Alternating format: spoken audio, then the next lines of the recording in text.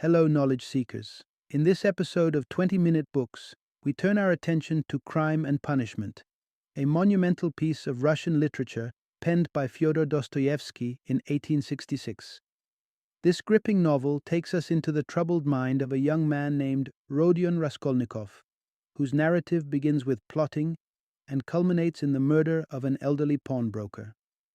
The story then delves into the psychological turmoil and moral dilemmas following his heinous act. Known for its emotional depth and complex philosophical underpinnings, this novel has profoundly influenced a myriad of writers, thinkers, and artists around the globe. Fyodor Dostoyevsky, an iconic figure in Russian literature, authored other noted works such as The Brothers Karamazov, The Idiot, and Demons, which too have left an indelible mark on various global intellectuals, including Anton Chekhov, Alexander Solzhenitsyn, and Ernest Hemingway, along with philosophers like Friedrich Nietzsche, Jean-Paul Sartre, and Albert Camus. Crime and Punishment is a must-listen for fans who enjoy Russian literature's rich narratives. Individuals enthralled by stories of mental conflict and moral dilemmas, and philosophy enthusiasts intrigued by existential themes. This episode promises to explore the depths of Raskolnikov's tumultuous journey and the broader implications of his actions.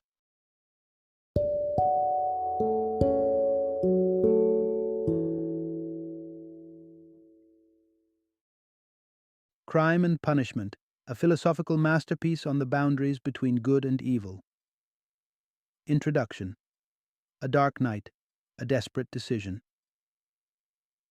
On a sweltering July evening, Rodion Raskolnikov, a young man entangled in his tumultuous thoughts, steps out of his cramped St. Petersburg apartment. His heart races not just from the oppressive heat, but from a brewing plan that promises to alter his life forever. He dodges his landlady, a woman whose very presence unnerves him, yet his mind is consumed by something far more intimidating than her. Fyodor Dostoyevsky sets the stage in Crime and Punishment, not by revealing Raskolnikov's dark intention right away, but rather by drawing us into the psychological labyrinth that leads to it. It's soon revealed that his disturbing mission is to commit a murder. This tale, however, transcends the boundaries of a typical mystery. It's less about the act of murder itself, and more about the harrowing why behind it. Through gripping narrative and deep psychological exploration, Dostoyevsky challenges us to understand the motives that can drive a seemingly ordinary person to the brink of such an irreversible act. The scenes that unfold in Crime and Punishment are not just chronicles of a crime, but a profound exploration into the human psyche, examining the moral wrestlings and the spiritual consequences that follow. Through the eyes of Raskolnikov and the vivid cast of characters he encounters, we plunge into a narrative that is as philosophically rich as it is psychologically compelling. Part 1. A Troubled Mind in a Troubled City. Rodion Raskolnikov steps out into the stifling heat of a St. Petersburg summer, his tormented soul mirroring the oppressive atmosphere of the bustling city. His dark eyes dart around, reflecting a mind caught in a turbulent storm of conflicting thoughts. Living in a cramped apartment no bigger than a closet has done little to soothe his disquiet. As he roams the hectic streets, Raskolnikov engagingly converses with himself, revealing the depths of his tortured philosophy. Humans could achieve greatness if they only dared to shed their inherent cowardice. The greatest fear, he muses, is not of failure, but of stepping into the unknown and voicing unconventional thoughts. Carefully, we're drawn into the murky specifics of his plan, which Dostoyevsky reveals is not just any ordinary undertaking, but a rehearsal for a heinous act. Raskolnikov's pace leads him directly, precisely 730 steps, to a dilapidated tenement housing the apartment of an old pawnbroker, Alyona Ivanovna, whom he has previously encountered. His planned victim is none other than this sharp-eyed, bitter old woman, whom he visits under the pretense of pawning a watch. Inside her apartment, Raskolnikov's attention to detail is acute. He meticulously notes the room's layout and the placement of objects, all elements critical for when it happens. The pawnbroker, true to her reputation, cheats him on the transaction, heightening the tension between them before Raskolnikov departs, hinting at a return visit soon. Following his departure, Raskolnikov's mental turmoil intensifies. His walk is erratic, his mind a battleground of revulsion and resolve. Overwhelmed by his own thoughts, he exclaims his loathing and doubts about whether he can proceed with his dreadful plan. Seeking some solace or perhaps escape, he inadvertently finds himself at a tavern, an unfamiliar environment that beckons with the promise of numbing company. Here, Raskolnikov encounters Marmeladov, a destitute clerk whose tale of downfall through alcohol and despair adds another layer of darkness to the narrative. Marmeladov's story is a tragic one, culminating in his daughter Sonia turning to prostitution to sustain their family. The retelling of their suffering strikes a chord in Raskolnikov, compelling him to extend a helping hand, even amidst his own destitution. Dostoyevsky uses these interactions to paint a portrait of Raskolnikov as a man divided. The Russian word raskolnik, meaning schism, hints at his dual nature, cold and calculating on one hand, yet capable of profound empathy and generosity on the other. It is clear that he is no mere criminal mind, but a deeply conflicted soul grappling with his philosophical ideals and stark reality. This segment also underscores the potential noxious influence of the urban environment on one's psyche, a theme Dostoyevsky explores deeply, reflecting his complex relationship with St. Petersburg. The cramped spaces, poverty, and overwhelming city life contribute significantly to Raskolnikov's mental disarray, shaping his philosophical musings about courage, new steps, and radical actions. Through Raskolnikov's internal conflicts and his interactions with figures like Marmeladov, Dostoyevsky sets the stage for an exploration of moral conscience in the face of desperate circumstances. Part 2. The Descent into Darkness. A troubled night precedes the ominous day that will mark a permanent scar on Rodion Raskolnikov's conscience. With thoughts swirling violently in his head, he abandons the idea of visiting a university friend, opting instead to brace himself for the chilling act he is about to commit. In a moment of overwhelming anxiety, Raskolnikov seeks refuge in a tavern, where he gulps down a glass of vodka that swiftly blurs his senses, leading him to a fitful sleep among the bushes outside. In his sleep, Raskolnikov is transported back to his childhood village, where he encounters a scene that would traumatize any tender heart. He sees a horse, frail and beleaguered, being mercilessly beaten by a group of drunken peasants, led by a man named Mikolka. The violence escalates as Mikolka insists it's his right to treat the horse as he wishes, even if that means beating it to death. Young Raskolnikov's reaction is visceral. He rushes to embrace the dying horse, a stark portrayal of his inherent compassion, despite the encroaching darkness within him. This vivid nightmare shakes Raskolnikov to his core, awakening him to the horror of the violence he is about to perpetrate. Good God! Can it be, he wonders aloud, that I shall really take an axe, that I shall strike her on the head, split her skull open? The stark reality of his murderous plan lays bare in front of him, yet he moves forward as though driven by a force beyond his control. As evening draws, Raskolnikov takes the treacherous 13 steps from his apartment, his resolve chillingly solidified by the theft of an axe from the building's kitchen. He arrives at the pawnbroker Alyona Ivanovna's apartment with a chilling calmness. Offering a silver cigarette case as a distraction, he waits until she turns her back before he brutally attacks her with the axe, striking repeatedly until her life is extinguished. But the horror does not end with the pawnbroker. As Raskolnikov rifles through Alyona's belongings, the unexpected arrival of her sister, Lizaveta, triggers a panicked reaction. Facing the innocent gaze of the unintended witness, Raskolnikov delivers another fatal blow, snuffing out Lizaveta's life almost reflexively. This murder, unintended yet equally gruesome, leaves a deep mark on Raskolnikov, embedding the realization of his monstrous capabilities. Under the weight of what he has done, Raskolnikov flees the scene in a haze of fear and confusion. He washes the blood from his hands and the axe, trying desperately to cleanse himself of the deed.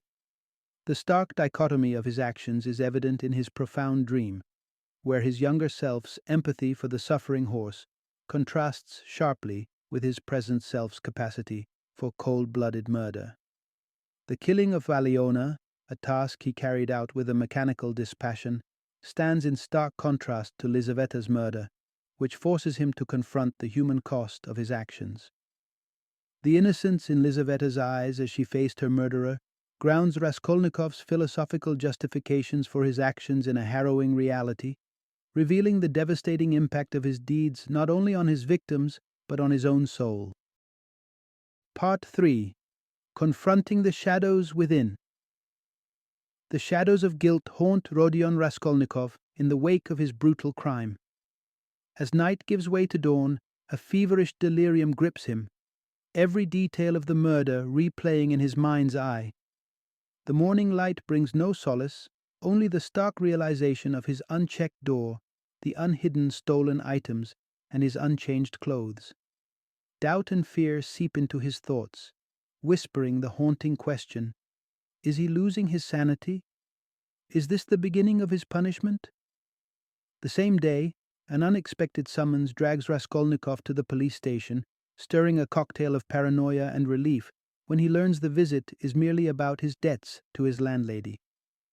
His interaction with Officer Ilya Petrovich Zametov is erratic, his responses tinged with defiance and delirium. Amid the questioning, a profound alienation takes root in Raskolnikov. He realizes with chilling clarity that his crime has severed him from humanity, isolating him in a self-imposed exile of the soul. In a mechanical attempt to erase traces of his deed, Raskolnikov buries the stolen goods under a stone in a deserted courtyard. Relief momentarily touches him, but it's quickly chased away by a storm of emotions: joy, confusion, repulsion. As he wanders the streets of St. Petersburg, he unknowingly finds himself at the doorstep of his friend Razumikhin, the visit he had deferred till after the crime. Inside Razumikhin's house, Raskolnikov's emotions churn into a frenzy. Despite seeking out Razumikhin's company, he finds himself overwhelmed by an urge to flee, to retreat further into his solitude. Razumikhin, perceptive yet perplexed by his friend's erratic behavior, tries to draw him back, offering him work and a semblance of normalcy. But Raskolnikov is too far gone. His internal chaos mirrors the turmoil that led to the horrific murders. That night, as Raskolnikov succumbs to a heavy, fitful slumber, the boundary between nightmare and reality blurs. Days fade into a feverish haze, marked by visions that dance dangerously between delusion and clarity. The psychological torment of his actions becomes as palpable as any physical imprisonment.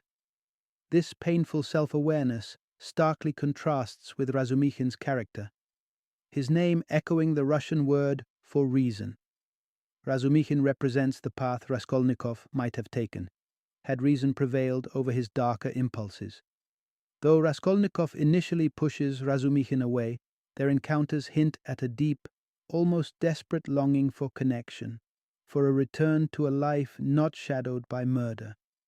In this haunting narrative, Dostoyevsky delves deep into the psychology of punishment, exploring not only the external consequences of Raskolnikov's actions, but the intense internal conflict that wages war within his soul. Through Raskolnikov's struggle, Dostoyevsky poses a timeless question: can one ever truly isolate themselves from humanity without catastrophic repercussions to their own essence? Razumikhin's continued efforts to reintegrate Raskolnikov suggest that redemption, though fraught with its own challenges, might still be within reach amidst the punishing shadows of guilt. Part 4. Seeking Salvation in the Aftermath of Chaos. Emerging from a tumultuous delirium, Rodion Raskolnikov steps out into the bustling streets of St. Petersburg, a city that now mirrors his internal chaos. His interactions with passers-by are erratic and driven by an unspoken desperation.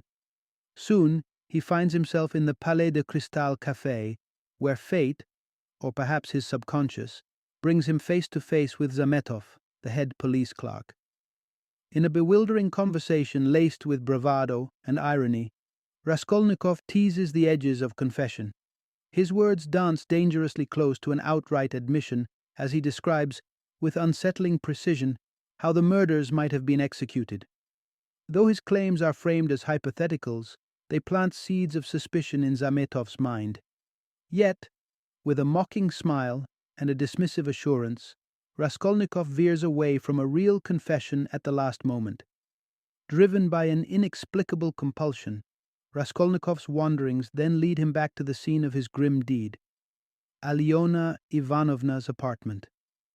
Now, in the hands of redecorating workmen, the space feels alien yet hauntingly familiar. Overcome by a near-delirious curiosity about the bloodstains that once marked the crime scene, he is brusquely thrown out, his questions unanswered, his turmoil unresolved. Standing at a literal and metaphorical crossroads, Raskolnikov contemplates surrendering to the authorities. His gaze scans the surroundings, seeking perhaps a sign or a push towards confession. It is at this critical juncture that fate intervenes once more, steering him away from the police station and towards a crowd gathered around the tragically familiar figure of Marmeladov, now fatally injured by a carriage. In the poignant chaos that follows, Raskolnikov finds himself in the presence of Marmeladov's grieving family. The somber scene is punctuated by the entrance of Sonia, Marmeladov's daughter, whose appearance, a stark contrast of gaudy attire and a timid, pale visage, belies her inner turmoil. As her father breathes his last, Raskolnikov, moved by the profound familial sorrow, impulsively offers financial aid for the funeral, a gesture driven as much by a need for redemption as by genuine compassion. Returning home, Raskolnikov wrestles with his actions.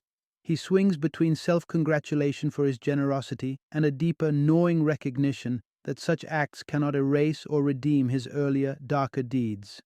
His interactions with the Marmeladov family, particularly with Sonia, hint at the beginnings of a transformative journey. Despite her societal position as a prostitute, Sonia's inherent dignity and the symbolic weight of her name, Sofia or Wisdom, suggest that she might hold the key to Raskolnikov's ultimate salvation. As Raskolnikov navigates the aftermath of his actions, the narrative deepens into a compelling exploration of guilt, redemption, and the possibility of moral recovery. Through encounters that challenge his isolation and self-centered despair, Raskolnikov is confronted with the harsh truth that real atonement might demand much more than he is prepared to give. Still, in the shadows of his conflicted soul, the flickering possibility of redemption through Sonia's guidance begins to take root. Part 5. Navigating the Moral Labyrinth. Raskolnikov, with forced laughter echoing hollowly as a facade for his inner turmoil, steps into Porfiry Petrovitch's apartment. This setting, the abode of the head of the investigation department, isn't just any place, but a chessboard where psychological games unfold. Accompanied by his friend Razumikin, Raskolnikov's visit is ostensibly about reclaiming pawned possessions, yet undercurrents of a deeper, more perilous dialogue swirl around them. Porfiry, astutely observant and keenly intelligent, not once lets his gaze waver from Raskolnikov. His penetrating stare and pointed questions hint at an unspoken knowledge, perhaps an inkling of the truth behind Raskolnikov's nervous jests. Porfiry's knowledge of Raskolnikov isn't just superficial. He has engaged with his intellectual fabric, having read Raskolnikov's provocative article on crime published months prior. The conversation veers into philosophical territory, with Porfiry recalling Raskolnikov's audacious claim: some individuals surpass the common fold of humanity. These extraordinary men, according to Raskolnikov, possess the right to overstep moral boundaries if such transgressions benefit humanity or fulfill grand transformative ideas. He draws a hypothetical. If Newton had needed to sacrifice lives for his scientific breakthroughs, his genius would grant him that grim privilege. As Raskolnikov departs from Porfiry's scrutinizing presence and returns to the solitude of his room, A fever grips him, not of the body, but of the mind. His interactions with Porphyry have stirred a cauldron of self-doubt. The theory of the extraordinary man he once penned now mocks him through his present anguish. Was Aliona's life a justifiable forfeit for his supposed greatness? The philosophical underpinning of Raskolnikov's article, On Crime, echoes through the novel, intertwining with the conceptualizations of Nietzsche's Übermensch, the superman who would transcend the moral quandaries of ordinary existence. Both Dostoyevsky and Nietzsche grapple with nihilism and its implications. However, Dostoyevsky's portrayal serves as a critique, a caution against the dehumanizing potential of such philosophical radicalism. For Nietzsche, the Übermensch symbolized an evolutionary leap, a creator of new values in the moral vacuum left by the death of God. For Dostoyevsky, this figure, as embodied in Raskolnikov, represents a perilous misstep. Raskolnikov's intellectual justification for murder, his attempted ascension to extraordinary status, inevitably clashes with the innate moral boundaries of his humanity. In the quiet of his room, as Raskolnikov reels under the weight of his actions and the philosophical doctrines he once espoused, Dostoyevsky crafts a narrative that scrutinizes the dangerous junctions of theory and action, intellect and morals. Here stands Raskolnikov, caught in a moral labyrinth, his theories crumbling under the relentless gaze of his conscience, underscoring Dostoyevsky's forewarning of a philosophy untethered from ethical humanity.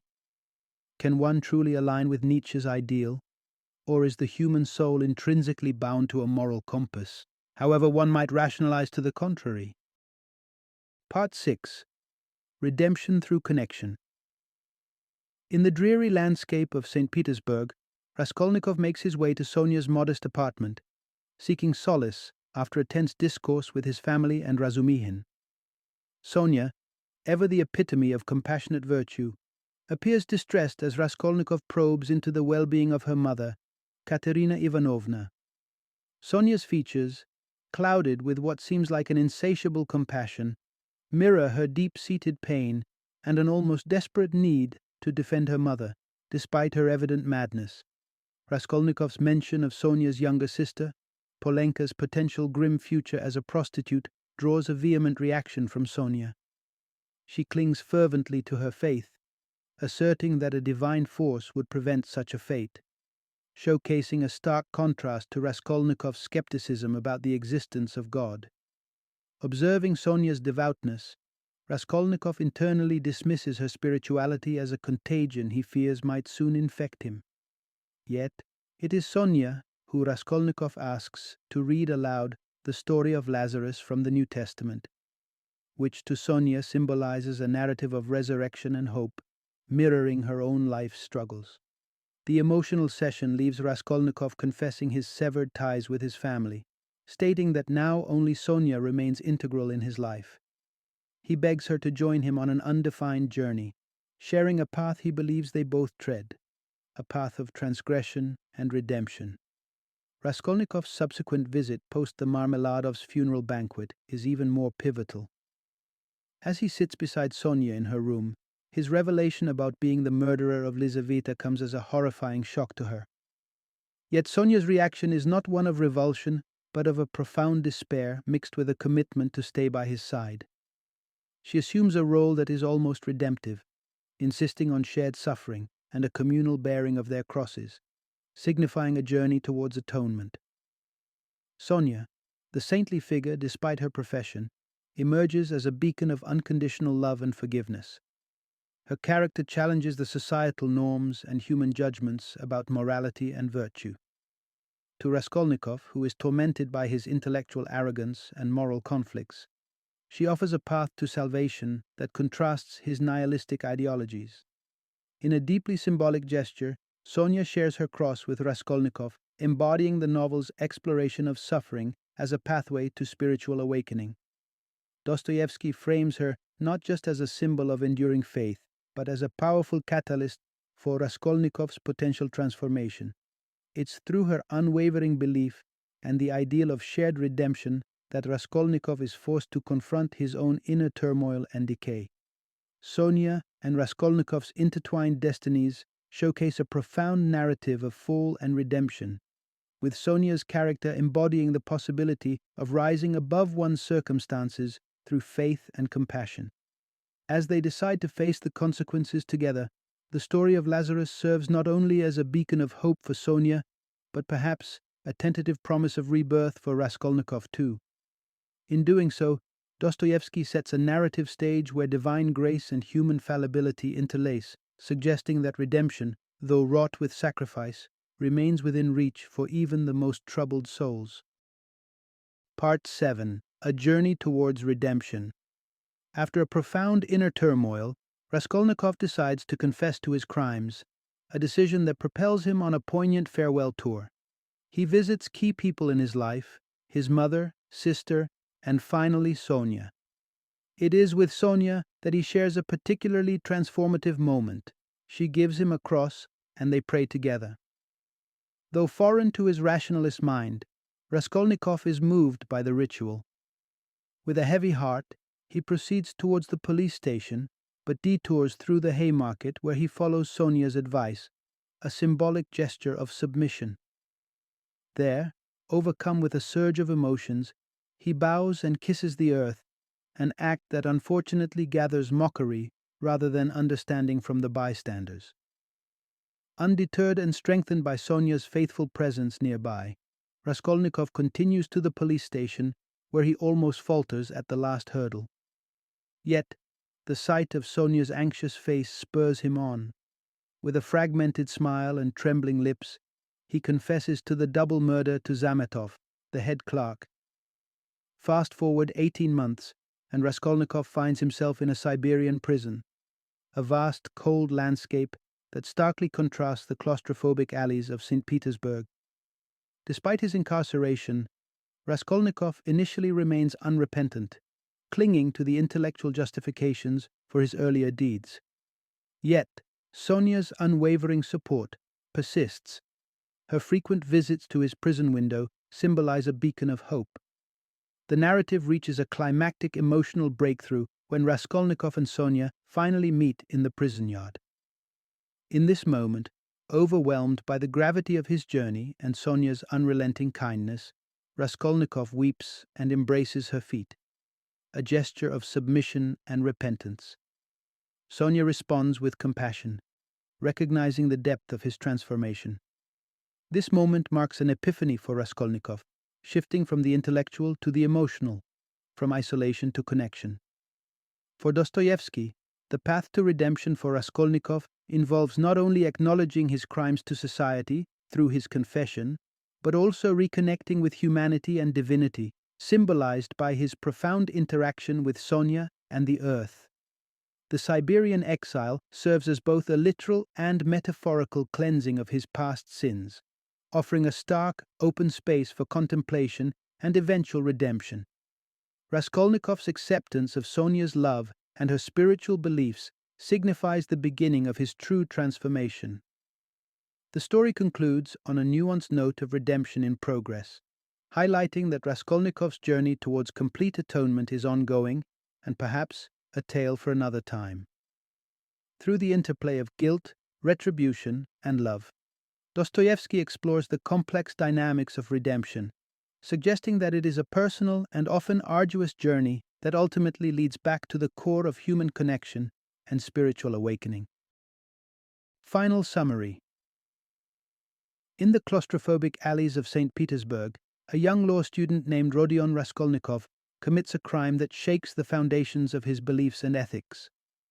Driven by a deluded notion that murdering an old pawnbroker will confirm his superiority as an extraordinary man, Raskolnikov plunges into moral and psychological chaos. The crime, committed with an axe, takes a darker turn when he's compelled to also kill the pawnbroker's innocent sister, who inadvertently becomes a witness. This heinous act, which occurs early in the novel, sets the stage for an intense scrutiny of Raskolnikov's internal turmoil.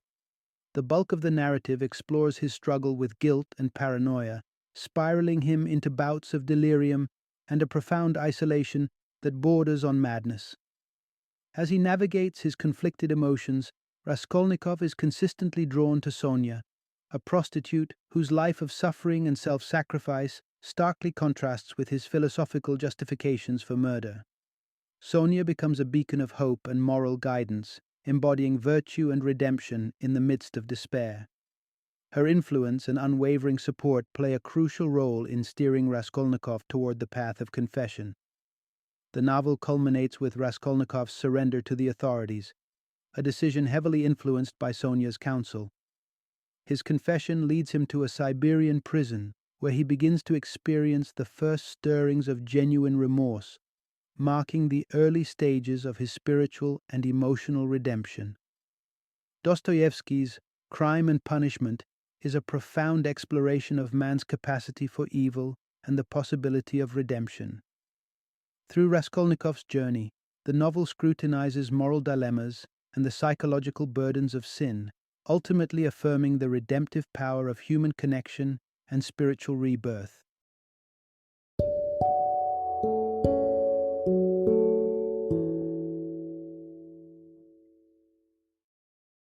Thank you for joining me today on this journey of learning and discovery as we explored the insights of another thought-provoking book in our growing library of knowledge. If you've enjoyed our time together, please take a moment to follow our podcast, give us a 5-star rating, and share 20-minute books with other knowledge seekers. Your support truly means a lot. Don't forget to join me again in the next episode, where we will delve into another enriching book. Until then, happy reading and happy listening.